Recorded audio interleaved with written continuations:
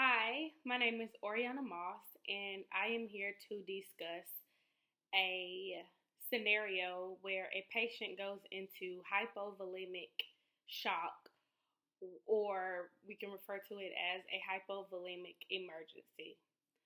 What a hypovolemic shock is it is due to a critical loss in the effective circulating blood volume with systematic hypoperfusion.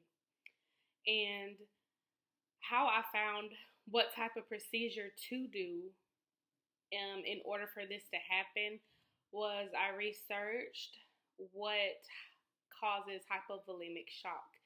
And sometimes it can be due to GI issues or GI surgery. Um, and it may be due to loss in total body fluids versus just bleeding.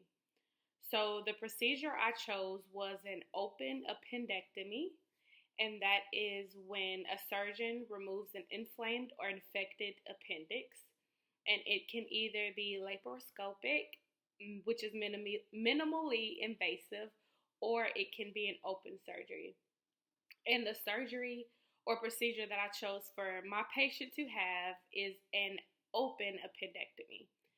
So during an open appendectomy, a cut or incision about 2 to 4 inches long is made in the lower right hand side of your belly or abdomen, and the appendix is removed through the incision.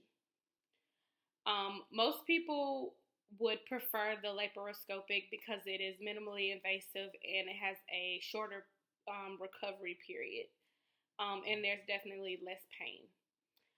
In both of the procedures, the patient will be under general anesthesia, and this is just to ensure that the patient is unconscious and pain-free. And sometimes a peripheral nerve block may be placed to control pain, help control the pain. The position the patient will be in is supine, and their arms will be tucked at the side. And I also saw where sometimes they have one arm tucked under the side and the right arm lifted to outward. So during my procedure, the patient experienced hypovolemic shock shortly after the detachment from the surrounding tissue. So I would say it was not too deep in the surgery, but deep enough to where an incision was already made and the appendix was beginning to be removed. So there was detachment from some of the tissue that was surrounding it.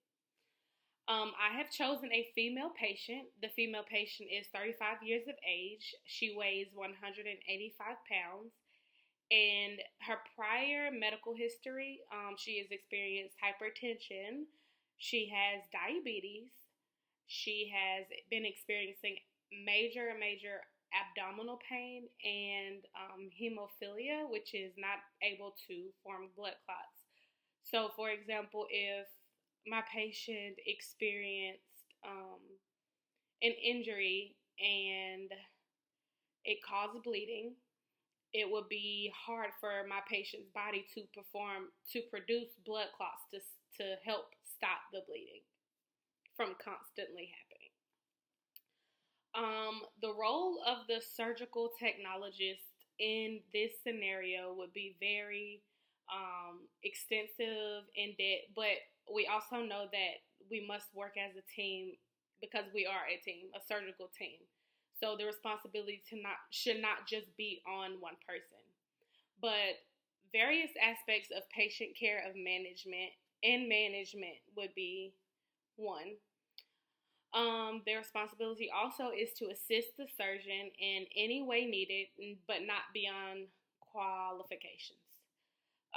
Passing any and all sterile instruments and supplies to help ease the bleeding. Retracting the incision site to allow the surgeon to inspect where the excessive bleeding is coming from. And since the patient is high risk prior to surgery, being sure that proper supplies are readily available in case of the emergency, such as blood supplies. and that would be packed red blood cells, platelets, and fresh frozen plasma. You will also want to ensure that the adequate blood product availability. You want to make sure all of that is available and ready to use in the room, because we don't want to run and try to go find things, because that could make the situation even worse. Being able to identify hypovolemic shock and its stages is very important. And I guess that will come with pre-training before, even coming in contact with patients that have hypovolemic risk or traits. Maintaining the sterile field, which I mentioned, and just help control the bleeding, and collaborating with the team, the surgical team, to monitor the patient's vital signs and overall conditions. And mostly where I got this information from, in reference to the role of the surgical technologist in this scenario, was combining the regular roles of the surgical technologist in the operating room with reactions to how to deal with hypovolemic shock in the operating room during a surgical procedure. And this was very eye-opening, because once again, I've mentioned during this course that the role of the surgical technologist is very extensive and very broad.